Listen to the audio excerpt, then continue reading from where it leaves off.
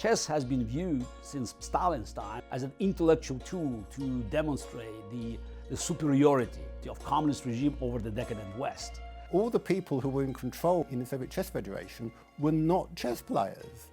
They were people from the party, from the KGB. In 1978, Korchnoi and Karpov hated each other.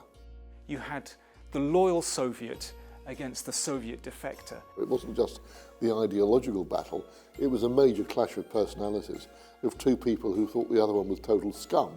The Soviets protect him like he's, he's a member of the state, well, member of the government, like he's the most important person in the match.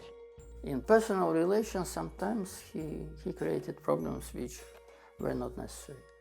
Karpov was the Iceman, cool, calculated, avoids risk wherever he can. When he came onto the scene, he played with remarkable speed. There was no one like him. Karpov was under a lot of pressure in this match. It would have had big implications for him if he didn't win. I don't know whether he was paid directly by KGB, because almost every trip there was somebody from KGB who would accompany him. The leader of the Soviet delegation was the colonel in the KGB. He was procurator already who signed the death warrant in Soviet system. The whole Red Army against me.